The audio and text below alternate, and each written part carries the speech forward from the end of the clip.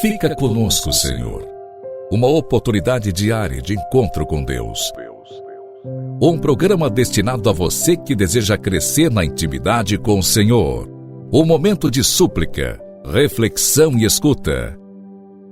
Fica conosco, Senhor. Apresentação: Padre Gilson Jardini.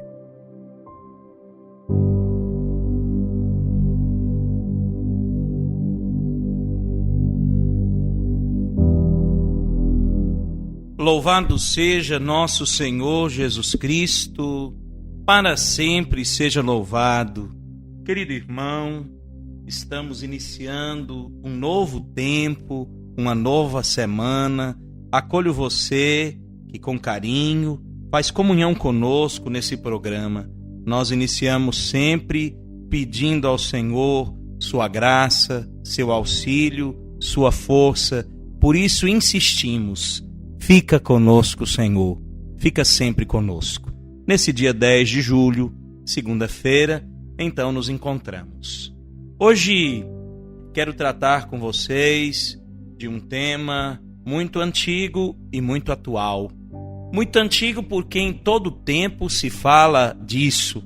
Muito atual porque no nosso tempo, com as crises, desafios, com essa realidade em que nós vivemos no tempo odierno, muitos fazem o mesmo questionamento. O que dizem? Dizem, o tempo da Igreja Católica já foi. Nós vivemos agora nessa época e nela não há mais espaço para a Igreja nem para Deus. Querido irmão, há mais de 20 séculos a Igreja existe. Há 2000 anos a Igreja vem apregoando a boa nova do Evangelho, essa obra de Cristo, feita de homens e mulheres limitados, pecadores, imperfeitos, sob a ação do Espírito Santo, vai singrando os mares do tempo e vai em cada tempo sendo sinal da graça de Deus. Cada século, cada pessoa, cada inventor, cada fundador de seita, de heresia, julgava, enfim, ter chegado o famoso dia do enterro da Igreja, o fim da Igreja Católica. Cada um deles se crê destinado a entoar o canto fúnebre do sacerdócio católico, da missa, dos sacramentos, do celibato, da doutrina da Igreja, dos santos costumes e de todas as crenças, costumes, doutrinas da Igreja que consideram antiquados. No primeiro século do cristianismo, um procônsul do imperador Trajano escrevia-lhe nesses termos: antes de pouco tempo, graças à perseguição, esta seita será destruída e não se ouvirá mais falar desse Deus crucificado. E Trajano morreu e o Deus crucificado continua a reinar no mundo. Juliano, o apóstata, 3 séculos depois, vangloriava-se de preparar o túmulo do Galileu, isto é, de aniquilar a sua religião e a sua igreja. Juliano morreu e o jovem Galileu e a sua igreja ainda vivem. No século 16º, Lutero, esse monge revolucionário, se fez orgulhoso e em sua revolta criou uma religião. Falava do papado como algo antigo e carcomido que estava a ponto de se acabar. Ó Papa, dizia ele, ó Papa, se eu tenho sido uma peste para ti durante a minha vida, depois da minha morte serei a tua destruição. E Lutero morreu, e o seu protestantismo dissolveu-se por todas as partes e continua a dividir-se dia após dia, e o papado conserva-se sempre mais vivo. É assim que Voltaire, o inimigo pessoal da Igreja de Jesus Cristo, que assinava as suas cartas, Voltaire zomba de Cristo. Isto é, esmaguemos Jesus e a sua Igreja. E assim digo, que Voltaire escrevia aos seus amigos: já estou cansado de ouvir dizer que bastaram 12 homens para fundar a religião católica. Quero mostrar que basta um só para destruir. Dentro de 20 anos estará destruída.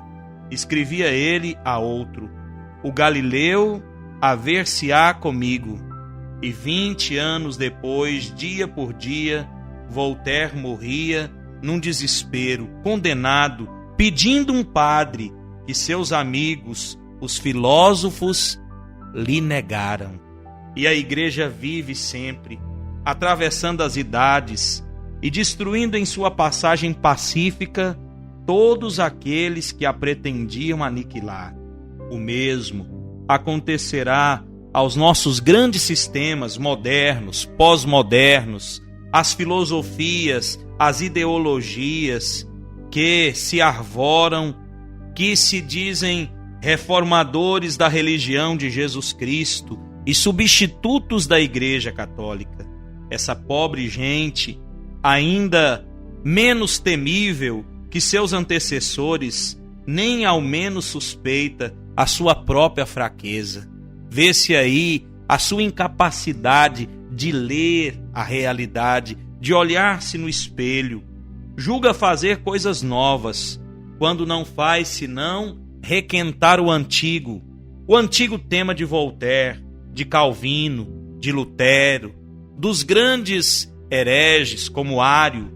Acaso terá esquecido as palavras do Salvador a São Pedro, que ele escolheu e colocou à frente da sua igreja, e aos primeiros bispos: ide e ensinai a todas as criaturas, anunciai a boa nova e batizai, e eu estarei convosco todos os dias, até a consumação dos séculos. Queridos irmãos, é essa a nossa consolação. Nós cremos nessa verdade dita por nosso Senhor: eu estarei convosco todos os dias, até a consumação dos séculos. Terá esquecido o que ele disse ao príncipe dos apóstolos? Terá esse mundo se esquecido dessa verdade pronunciada por nosso Senhor?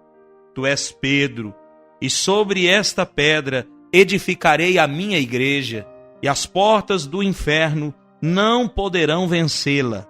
Porventura, crê poder destruir o que Deus fundou?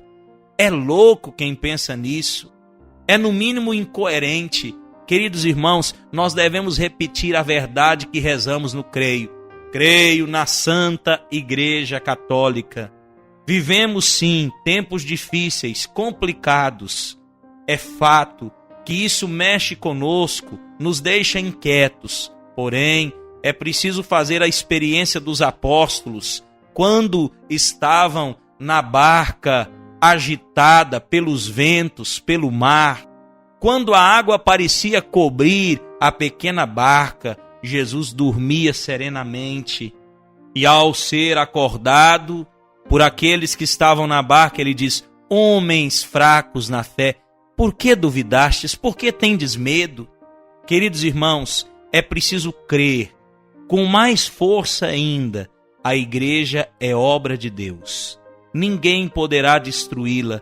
Ela é o meio que nosso Senhor encontrou para perpetuar nesse mundo o seu reino e para nos favorecer com sua presença, com sua graça, com o seu auxílio.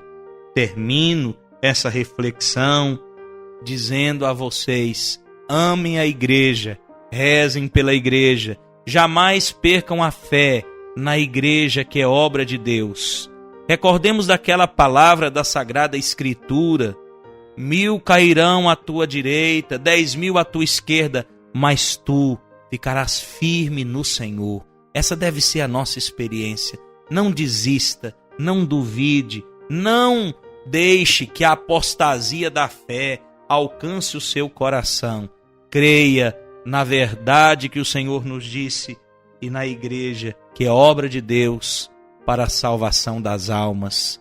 Assim seja. Amém. Deixo a você minha bênção, o desejo que com a fé renovada você possa, em comunhão com Deus, viver bem essa semana.